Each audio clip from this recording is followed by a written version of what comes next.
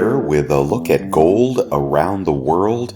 We're going to take a look at where gold is exploding in other countries, and it's not doing that bad here in the US, up nearly 8% so far this year. Annualized, that would be oh my gosh, like 50% if it keeps going at that rate. Let's take a look at the charts, and then we'll get out to some other countries, which I like to do from time to time, to show you how dramatic the moves can be outside of the United States. Hold on.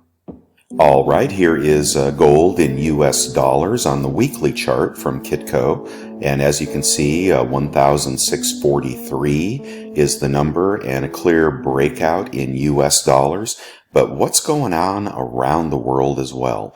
Let's go ahead and take a look. Let's start in the Eurozone.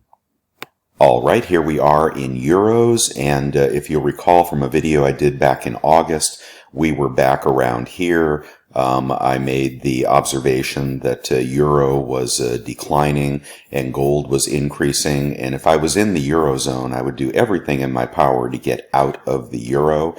And sure enough, that video got like 30,000 views. And sure enough, here we are, and the point is proven. Gold at 1,514 euros, euro going down, dollar going up, as gold is exploding as well. And of course, you could have had gold at 1,000 euros just a short 4 or 5 months ago. And here we are, 50% up in euros in a very short time. Wow. And of course, this has to do with current events, which I won't go into. Also has to do with quantitative easing and money supply and potentially impending worldwide recession. All the cards are headed, are falling the right way for precious metals right now. Of course, all of that could reverse tomorrow, but gold in US dollars has got free sailing here for at least 100 points. I'm sorry, at least $100. All right, let's keep going around the world. All right, moving over to India. Another dramatic move here in the Indian rupee. And again, back in August, right before the first breakout, or the most substantial breakout, we were at about 96,000 rupee. Here we are at pushing 120,000, and just, oh my gosh, 15,000 of that in the last few days. Or I should say in the last few weeks, this being a weekly chart. So, India has the disadvantage of also being a very tightly packed civilization. And in those kinds of environments, disease can spread rapidly. And of course, they have a manufacturing economy as well. And I think this possibly will be the next shoe to drop with worldwide recession and supply chain disruption. And it looks like, I'm not sure what their fiscal policy is at the moment, but certainly gold is showing its strength. And again, a few months ago, you could have been in at 100,000. Now it's pushing 120,000. Now, there are taxes and other disadvantages to owning gold in India, and I think there could be a switch afoot to silver, but just dramatic moves in the Indian rupee.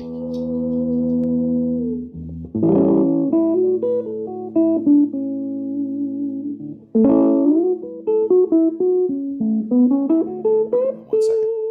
All right, here we are back in Australia. And I recall in the first and second video I did around August, we had this dramatic breakout. And so that was impressive in and of itself. Then we had a pullback, which looked like a good buying opportunity to me. And here we are. So up at 2,479 on the Australian dollar. Just a dramatic breakout. Dramatic. Here we go from a recent low of 1,800 all the way to 2,500.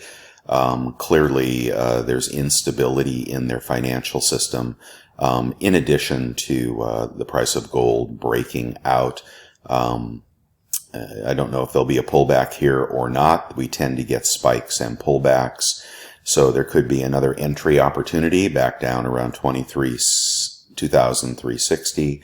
But who knows? All I do know is that gold is showing its strength in virtually every currency we're looking at. All right, and we are in Canadian dollars, 2,172 for an ounce of gold.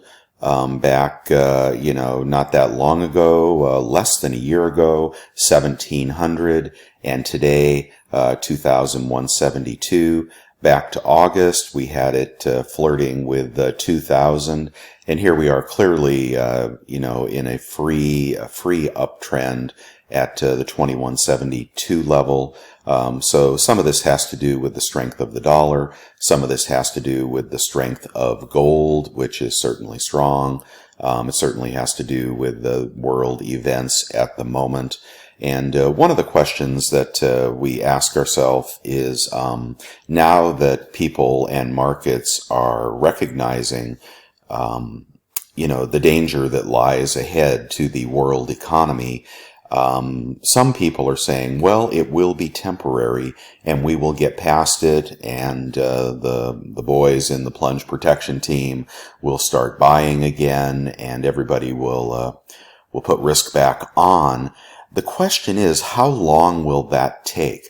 So could this be a short-lived event? And I'm going to give you just my opinion here, not being a scientist or a healthcare professional, but with a virus that has an incubation period of up to 21 days and the possibility of asymptomatic transmission. In other words, you could possibly spread this before you show symptoms. And of course, after you show symptoms, it's extremely contagious. So, but with a disease that has that long an incubation period, I think that will draw out the length of the episode.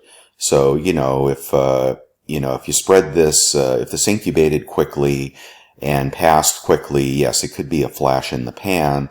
But if every person who is infected has up to 3 weeks potentially to infect another person, I see it as a longer event. So I'm not thinking in terms of weeks for this event. I'm thinking in terms of months, and could potentially be upwards of, a year, especially if we get back into the next flu season.